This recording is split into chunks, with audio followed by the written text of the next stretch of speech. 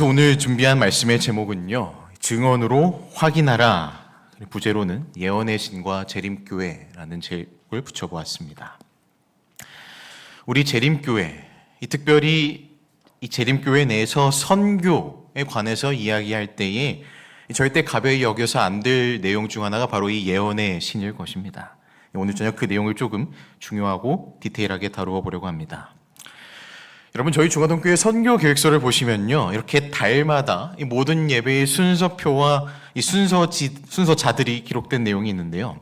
이 순서자들이 기록되어 있는 것뿐만 아니라 그 한 달 동안 이 특별히 강조해야 될 내용들이 이렇게 적혀 있습니다.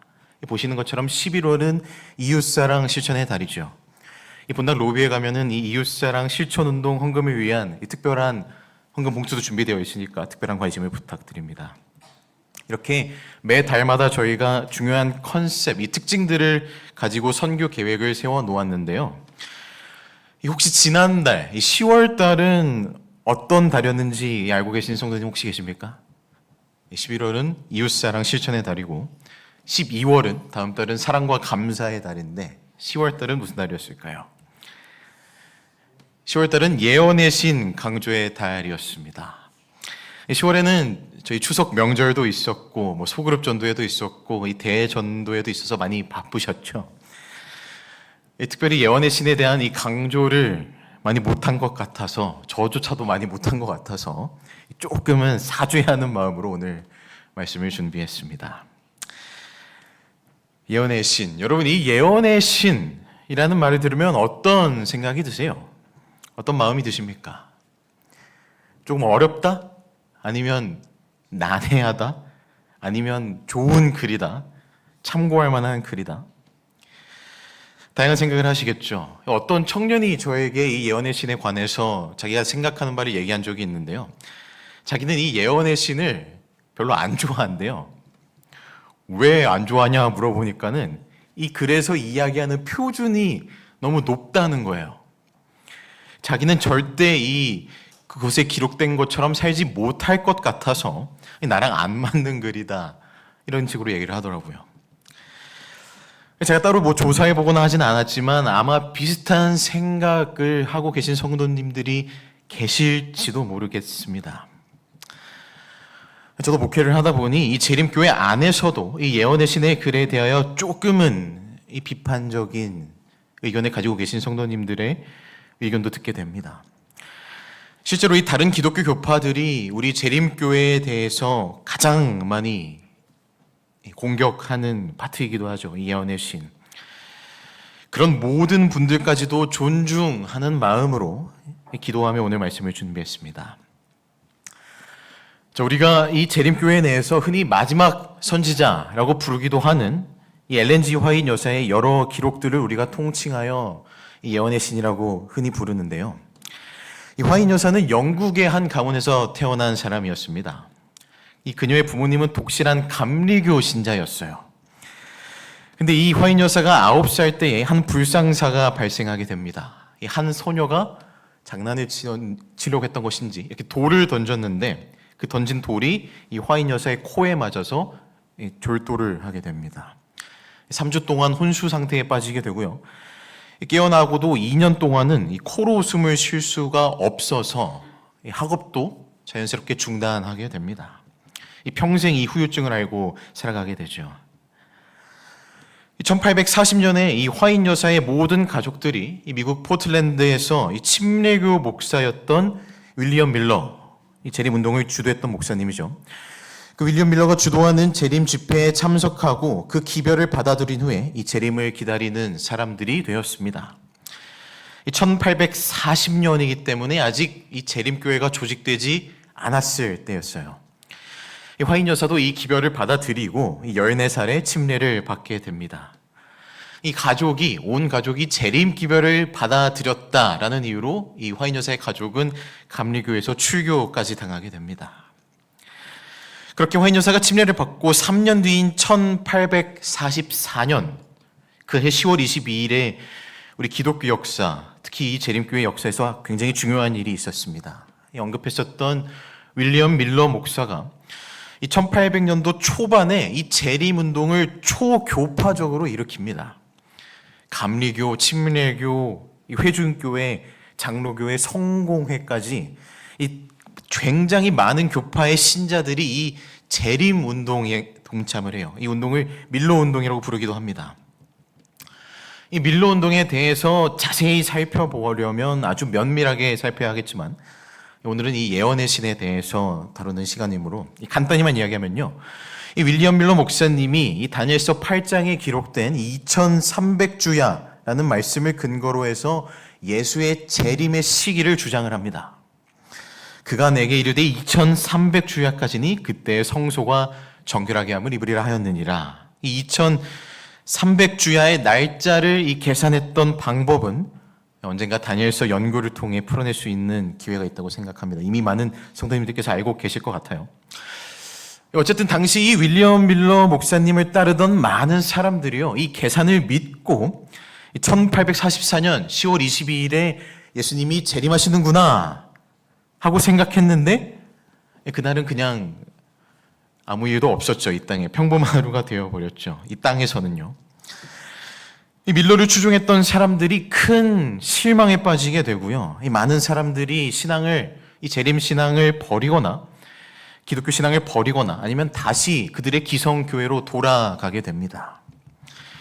그러나 이 일부의 사람들은 이 우리의 연구에서 이 2300주야에 대해 연구하는 우리의 연구에서 이 어떠한 오류가 있었는지 자신들의 연구를 돌아보게 됩니다. 그 가운데 한 인물이 바로 이 엘렌 G 화이트 여사였어요.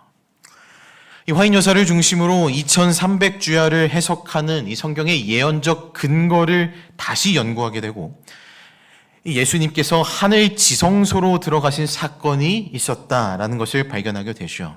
역시 이 자세한 내용은 이 다니엘서, 요한계시록 같은 예언서를 연구할 때 자세히 다룰 수 있을 것입니다. 좋은 기회가 있을 것 같고요. 어쨌든 이 하늘 성소에 대한 연구와 이 일곱째 날이 우리가 예배해야 할 참 안식일이다라는 이 진리를 이 남은 사람들이 발견하게 됩니다. 그 진리를 함께 연구하고 전할 신앙 공동체를 조직하게 되죠. 그래서 1860년에 이 오늘날의 이름, 이 제7일 안식일 예수 재림교라는 이름이 정해졌고요.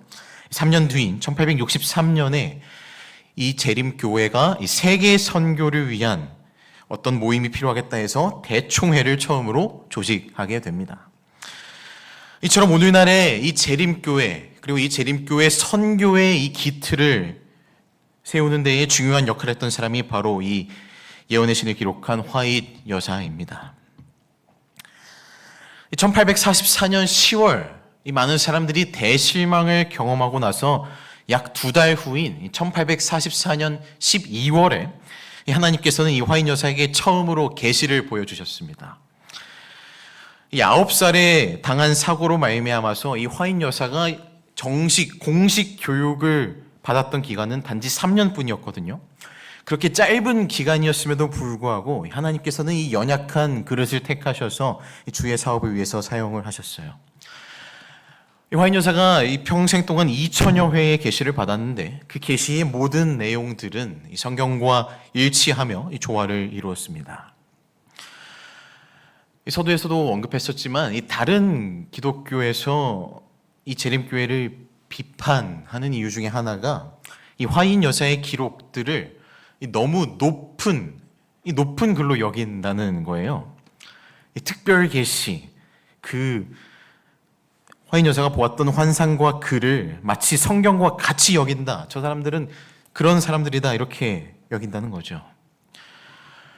그러나 여러분 이 화이트 여사는요. 언제나 성경을 이 영감적인 하나님의 말씀으로 높였으며 이 오직 성경만이 우리 신앙의 표준이 된다는 것을 명백하게 강조합니다.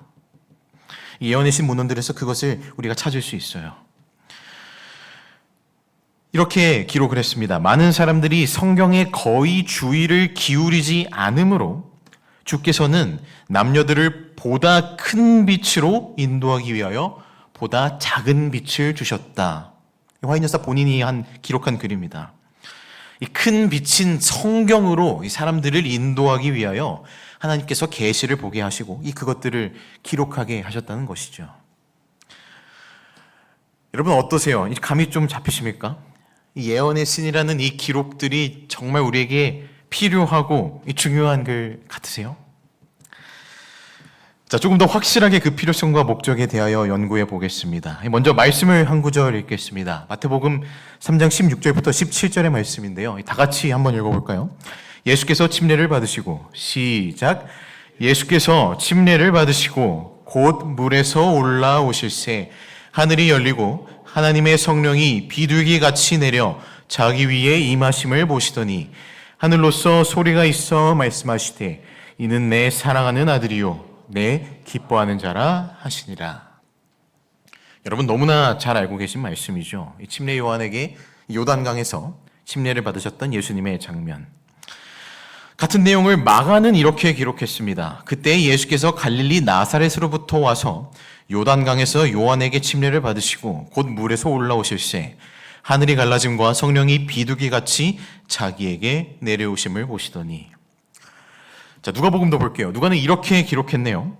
백성이 다 침례를 받을새 예수도 침례를 받으시고 기도하실 때에 하늘이 열리며 성령이 형체로 비둘기같이 그의 위에 강림하시더니 하늘로서 소리가 나기를 너는 내 사랑하는 아들이라 내가 너를 기뻐하노라 하시니라.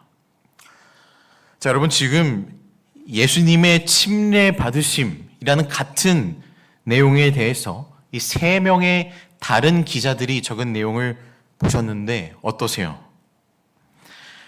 세 명이 다 다르죠? 이 세 명이 사용하는 표현도 다르고요.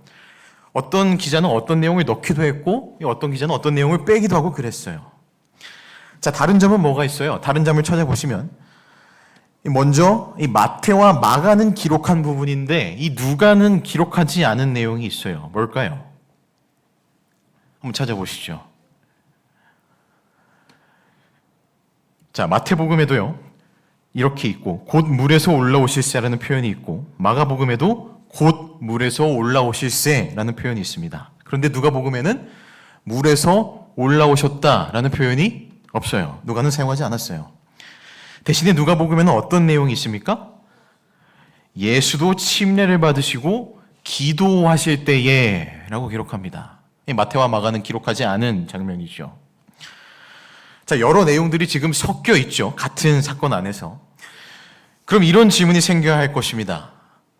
이 마태, 마가, 누가의 기록을 살펴보니까 예수님께서 이 물에서 올라오시고 나서 기도를 하셨을까요?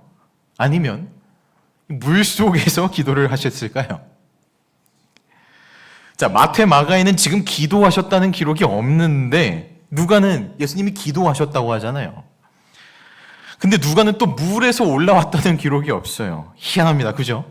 그러니까 기도를 언제 하셨다는 걸까요? 물에서 올라오셨다는 게 무슨 장면을 이야기하는 걸까요? 자, 인터넷에요 예수님의 침례라고 딱 검색해보면 여러 가지 그림과 사진이 나오는데 그 사진들을 크게 두 종류로 나누면 아마 이렇다고 볼 수 있을 것 같아요. 이 마태와 마가가 기록한 대로 곧 물에서 올라오실새라는 말씀에 의거한 그림들이겠죠. 그런데 여러분, 이 예수님이 물에서 올라오셨다는 말이요, 여러분이 보시는 이 왼쪽 사진처럼 침례 요한에게 침례를 받고 이 그 손으로 이렇게 물 밖으로 올라오셨다는 이야기일까요? 아니면 이 오른쪽 사진처럼 침례를 다 받으신 뒤에 직접 걸어서 이 물 밖으로 걸어 올라오셨다는 걸까요? 마태와 마가가 기록한 건 무슨 장면이었을까요?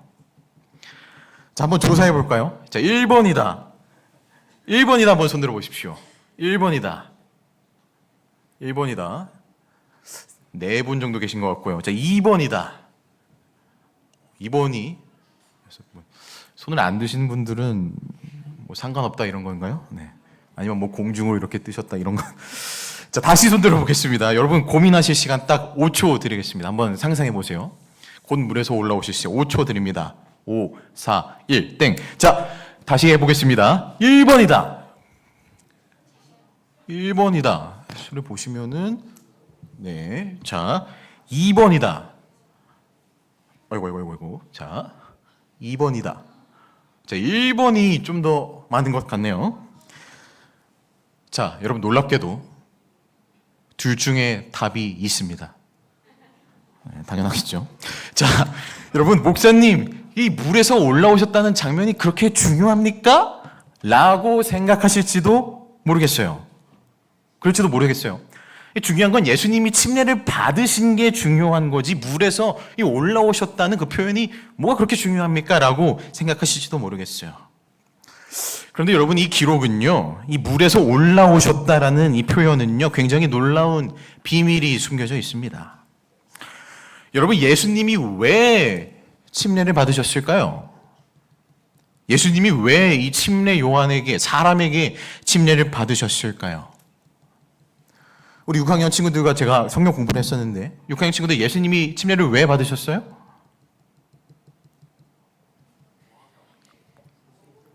그렇죠. 제가 우리에게 모본을 보여주시려고 라고 이렇게 가르치기도 했었습니다. 저한테 이 모양으로 모본이라고 말했습니다. 미나가. 자, 여러분 예수님이 죄가 있으십니까? 아니죠. 오히려 이 죄와 싸우시고 승리하신 분이 우리 예수님이시죠. 그러니까 지금 예수님이 요한에게 침례를 주시는 게 맞아요? 아니면 요한이 예수님에게 침례를 주시는 게 맞아요? 당연히 예수님이 요한에게 침례를 주는 것이 맞죠. 근데 지금 오히려 예수님이 침례를 받고 계세요. 그러면서 요한에게 뭐라고 말씀하십니까? 이제 허락하라. 이 꺼려하는 요한에게 이제 허락하라. 우리가 이와 같이 하여 모든 의를 이루는 것이 합당하니라. 모든 의를 이루는 것이 합당하다. 여러분 이게 무슨 말이에요? 예수님이 사람에게 침례를 받으시는 그 일이 왜 모든 의를 이루는 것이 됩니까? 자, 여러분 여기서 우리에게 필요한 것이 바로 이 예언의 신의 기록이에요. 자, 이 사건에서의 키워드를 잘 기억해 보십시오. 물에서 올라오신 것, 기도하신 것, 모든 의를 이루는 것이 합당하다는 예수님의 대답. 이 모든 키워드를 생각하시고 예언의 신의 기록들을 한번 살펴보시죠. 예언의 신 시대의 소망 111페이지에는 이런 기록이 있습니다. 물에서 나오신 예수님은 곧 강 언덕에 엎드려 기도하셨다. 자, 예수님이 어떻게 하셨다고요? 물에서 나오셔서 강 언덕에 엎드려서 기도하셨다. 자, 이 세 명의 기자가 모두 다르게 적었던 것들이 이 물에서 올라왔다는 기록, 그리고 예수님께서 기도하셨다라는 기록이 모두 정리되는 이 설명의 문장이죠. 예수님이 물에서 올라오실세라고 이 마태와 마가가 기록했던 것은 무슨 뜻이었어요? 물에서 나오셨다는 것이었어요. 예수님이 침례를 받으시고 기도를 하셨다는 이 누가의 기록, 그 기도를 어디서 하셨어요? 언덕에 엎드려 기도하셨대요. 여러분 게다가 이 예언의 신은요, 이 예수님이 언덕에 엎드려서 기도하신 그 내용에 대해서도 설명을 합니다. 그분은 그들의 불신을 정복하고 사탄이 그들을 메워둔 착고를 깨뜨리며 그들을 대신하여 파괴자를 정복할 수 있는 능력을 달라고 아버지께 간구하셨다. 그분은 하나님께서 당신의 아들 안에서 인류를 받으신다는 증거를 달라고 간구하셨다. 여러분 예수님께서요, 침례 요한에게 침례를 받으시고 그 후에 나오셔서 기도하셨던 그 내용, 기도의 내용은요, 다른 어떤 복음서, 다른 성경에도 기록되어 있지가 않아요. 이 영감의 글을 통해서, 예언의 신을 통해서만 주어져 있습니다. 이 예수님께서는 사실 침례를 받으실 필요가 없으신 것 같은 우리 예수님께서는 침례를 받고 나서 기도하셨어요. 그 내용이 무엇이라고요? 온 인류의 구원을 위해서요. 예수님 자신이 이 땅에 직접 내려오셔서 침례를 받으시고 사람들 사이에 섞이고 하나님 나라를 전하고 십자가에 달려서 죽임을 당하시는 그 모든 일이요, 온 인류의 구원, 하늘 아버지께서 오늘날 우리까지도 이 죄로부터 구원하시겠다는 뜻이라는 것을 나에게 먼저 보여달라고, 그 증거를 달라고 예수님께서 침례를 받으신 후에 기도하셨다는 겁니다. 아버지, 나에게 그 증거를 보여주십시오. 예수님의 기도에 대한 그 증거로 내려온 것이 무엇이에요? 비둘기예요. 예수님이 침례를 받으시고 언덕에 올라가서 엎드려서 기도하시자, 그 증거를 달라고 기도하시자 하늘이 열렸어요. 성령 하나님이 내려오셨어요. 예수님이 요청하신 그 증거, 눈으로 볼 수 있게요. 비둘기의 형체로 강림하셨다는 겁니다. 아버지의 영광의 빗줄기가 직접 보좌에서 흘러나온다. 하늘이 열리고 구주의 머리 위에 온유하고 겸손하신 그분에 대한 적절한 표상인 비둘기 같은 가장 순결한 빛의 모양이 내려온다. 여러분, 성경을 보시면요, 구약에서부터 나타난 왕의 상징, 지도자의 상징이 무엇이냐면요, 왕을 뽑으면 가장 먼저 했던 일은 기름을 붓는 것이었습니다. 그 왕의 머리 위에 기름을 붓는 것이에요. 지금 하늘의 보좌에서 예수님께 기름을 부어주시고 계시는 거예요. 이 예수님이 기도하시고 이 모든 일이, 자신이 하시는 이 모든 일이 온 세상을 구원하는 일이라는 것을 알 수 있게 해달라고, 그 증거를 달라고 하는 기도에 대한 대답이에요. 이 보좌에서 흘러나오는 빗줄기가 흘러나와 지금 이 요단강 언덕에서 기도하고 계시는 분에게 내려온다는 것은 무슨 말이에요? 하늘에서, 하늘 아버지께서, 창조주께서 지금 이 침례를 받으시고 엎드려 기도하는 이 사람을 이 온 세상의 운명을 지신 왕으로 인정하셨다는 것입니다. 성령과 능력을 부어주시고 계신 것이죠. 여러분, 예수님께서 이 땅에 내려오셔서 침례를 받으셨던 진짜 이유는 바로 이거예요. 우리에게 모본을 보여주시려고, 거기서 그치는 것이 아닙니다. 예수님의 침례는 이 인류의, 죄악 속에서 살아가는 인류에게 이 구속사적으로 굉장히 중요한 사건이에요. 이 땅에 내려오신 예수님 그분이 십자가를 지심으로써 이 온 인류를 죄로부터 구원할 분이라는 것을 확증하는 이 중요한 사건인 것입니다. 열린 하늘에서 한 소리가 있어 이르기를, 이는 내 사랑하는 아들이요 내 기뻐하는 자라고 하였다. 범죄한 세상의 죄가 그리스도에게 지워졌음에도 불구하고 우리의 타락한 본성을 친히 취하시는 그러한 굴육에도 불구하고 하늘에서 들려온 음성은 그분을 영원하신 하나님의 아들이라고 선언하였다. 여러분, 예수님이 이 땅에서 공생의 생활을 보내시는 동안 하나님 아버지의 음성이 3번 들립니다. 직접 말씀하시는 게 3번인데 이 장면이 가장 첫 번째 장면이에요. 가장 중요한 첫 번째 등장, 직접 말씀하시는 첫 번째 등장이 바로 예수님의 침례 때에 있었던 것입니다. 그리고 이 예언의 신이라는 이 기록물은 이 모든 과정과 의미를 보충하여 설명하고 있는 것이고요. 여러분, 이렇게 구속사적으로 큰 의미가 담겨 있는 이 중요한 장면을 바로 옆에서 목격한 사람이 있습니다. 누구예요? 예수님께 직접 침례를 베풀었던 침례 요한이죠. 자, 여러분 생각해 보십시오. 예수님이 처음 침례 요한을 딱 찾아와셔서 나에게도 침례를 베풀어 주시오 했을 때 요한이 줄 수 없다고 합니다. 당신이 나에게 베풀어 주셔야 하는데 제가 어찌 당신께 침례를 베풀 수 있겠습니까? 라고 하잖아요. 이때 침례 요한은 예수님을 태어나서 처음 만난 거거든요. 그들은 혈족 관계이긴 하지만 실제로 만난 것은 처음이었습니다. 요한은 광야에서 말씀을 전하면서 살았으니까 만날 수가 없었어요. 침례 요한이 지금 나한테 이 침례 받으러 나온 이 예수라는 남자가 이 온 세상을 구원할 구주라는 것을 확실히 알고 있었을까요? 태어나서 처음 봤는데 지금 이 사람이 정말 구주시라는 사실을 알고 있었을까요? 요한도 직접 만나보지 못하고 이야기만 들어왔던 거잖아요. 만나본 적이 없잖아요. 이런 요한이 이 예수라는 남자를 믿고 그의 말대로, 그가 요구한 대로 침례를 베풀었더니 하늘이 열리고 성령이 임하시는 것을 요한도 보게 된 것입니다. 시대소망은 이 장면에 대해서 이렇게 기록을 해요. 하나님의 영광이 예수를 감싸고 하늘에서 소리가 들렸을 때에 요한은 하나님께서 약속하셨던 표적을 알아보았다. 요한은 자기가 침례를 베풀어 준 분이 세상의 구주라는 것을 알았다. 여러분, 요한이 이 예수님을 온 세상의 구주로 식별한 것이 언제였다고요? 하늘에서 소리가 들렸을 때, 예수님께서 물에서 올라오셔서 기도하시고 그 기도에 대한 응답으로 하늘이 열렸을 때 이 요한이 깨달아 알 수 있었어요. 저분이, 내가 침례를 베푼 저분이 바로 이 온 세상을 구원할 구주시구나.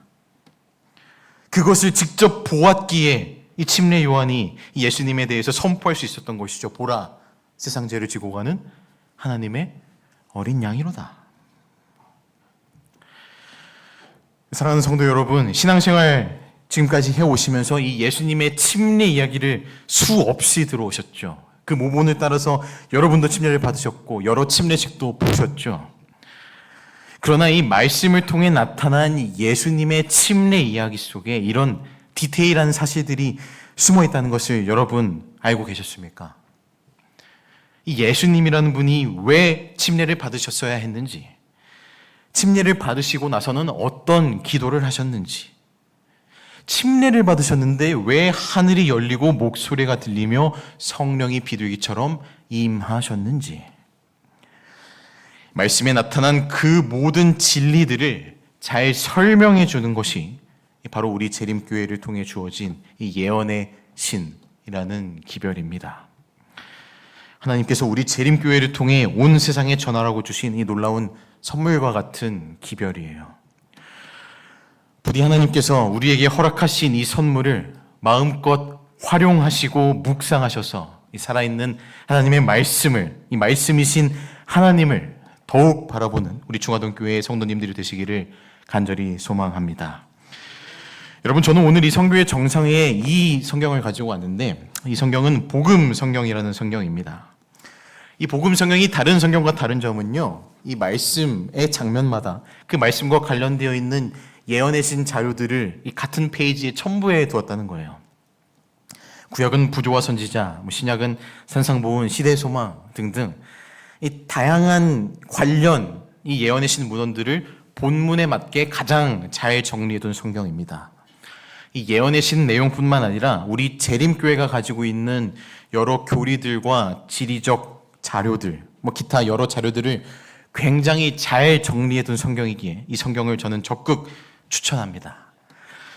이 중화동교회에서 이미 이 성경을 사용하고 계신 분을 봤어요. 우리 선교 회장님이 이 성경을 사용하고 계시고 우리 학생 전도사님도 이 성경을 사용하고 계시더라고요. 아주 훌륭한 전도사님입니다.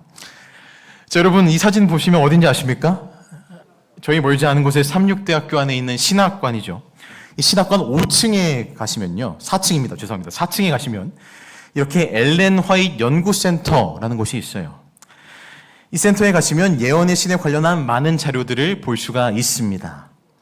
이렇게 예언의 신 서적들을 모두 소장하고 있고요. 이 예언의 신의 기록들을 쉽게 풀이해 놓은 책들도 많이 가지고 있습니다. 이 서적뿐만 아니라 이 엘렌 화이트 여사가 계시를 받을 때 이 손으로 들고 있었던 성경을 그대로 따라 만든 성경입니다. 이런 것들도 있어요. 실제로 가서 보면 성경이 엄청 큽니다. 중화동교회 그 성경 필사하셨던 그 두께 정도 되는 것 같아요. 이 화이트 여사는 계시 가운데 저 무거운 성경을 한 손으로 들고 이 긴 시간을 있었다고 하죠. 자, 서랍이 굉장히 많죠. 저 서랍에 붙어 있는 종이에는 뭐가 쓰여져 있냐면 연도가 쓰여져 있습니다. 저 서랍은 뭐냐면요, 이 화이트 여사의 편지들을 이 연도별로 다 정리해 놓은 거예요. 하나를 열어보면은 이런 식으로 당시에 보냈던 편지들을 다 똑같이 타이핑을 해서 정리해 놓은 것입니다. 이런 다양한 예언의 신 자료들도 모두 볼 수 있는 곳이니까 한 번쯤 방문해 보시기를 권해드립니다. 아까 보여드렸던 여러 서적들은 이 도서관처럼 다 대여도 가능합니다. 삼육대학교 도서관에서 등록증을 만드시면 모두 대여가 가능한 이 책들입니다. 우리 중화동교회는 삼육대학교에서 일하고 계신 장로님들이 계시죠. 이 대학교 직원들께서는 한 번에 최대 10권까지 빌릴 수 있다고 합니다. 다른 사람이 그 이름을 사용해서 빌릴 수도 있고요. 기간은 넉넉하게 한 달입니다. 예언의 신 서적이나 다른 좋은 책들을 직접 이 센터에 가서 보고 싶다 하시는 분들은 36대에 들어가셔서 우리 장로님들께 전하시면 되겠습니다. 아마 기특하다고 맛있는 붕어빵 같은 것도 사주시지 않을까 생각해 봅니다. 아, 목사님, 저는 저기까지 가서 읽지 않고 집에서 편하게 읽고 싶습니다 하시는 분들은 이런 방법을 사용하시면 됩니다. 휴대폰을 사용하시면 됩니다. 지금 제 휴대폰을 캡처해 놓은 건데요. 이렇게 재림교회에서 만든 재림마을이라는 어플이 있죠. 이 재림마을 어플에 들어가서 보시면 이렇게 예언의 신 기록들을 볼 수가 있어요. 가서 보시면 잘 정리되어 있는 기록들을 확인할 수가 있습니다. 이 재림마을 어플 외에도 저는 이 어플도 추천을 드립니다. EGW Writings라는 어플인데요. 이 엘렌 G 화이트 라이팅이죠. 이 들어가 보시면 여기는 글씨도 이 재림마을보다 훨씬 더 크고요. 문단을 굉장히 깔끔하게 정리해 놓아서 이 가시성, 읽기가 편합니다. 저도 굉장히 많이 사용하는 어플입니다. 무엇보다 가장 큰 장점은 오디오북.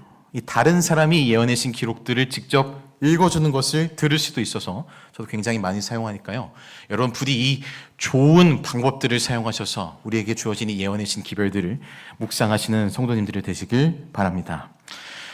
오늘 이렇게 선교회 정상회라는 특별한 기회를 통해서 예언의 신에 관한 말씀을 나누었는데요. 여러분 부디 이 선물과 같은 증언을 여러분의 삶에서 충만하게 누리시기를 간절히 호소합니다. 우리의 품성의 표준, 교리의 계시자가 되시는 이 성경 말씀, 그 성경 말씀을 우리의 마음에 새길 수 있도록 도와주는 역할을 하는 것이 바로 예언의 신의 증언들입니다. 함께 이 글을 읽고 예배를 마치겠습니다. 함께 읽겠습니다. 시작. 주님께서는 주어진 증언들을 통하여 그대들을 경고하고 책망하고 권면하고 당신의 말씀의 중요성을 그대들의 마음에 새겨주고자 하신다. 기록된 증언들은 새 빛을 주기 위해서가 아니고 이미 계시된 영감의 진리들을 마음에 생생하게 새겨주기 위해서 주어졌다. 사랑하는 중화등교회 모든 성도들이 이 예언의 신을 통해 거룩한 성경의 진리들을 마음에 생생하게 새길 수 있게 되기를 소망합니다. 우리 마음에 먼저 새겨진 진리로 세상에 주님을 전하는 선교의 사명 넉넉히 감당하는 우리 모두가 되기를 간절히 소망하며 말씀을 줄이겠습니다.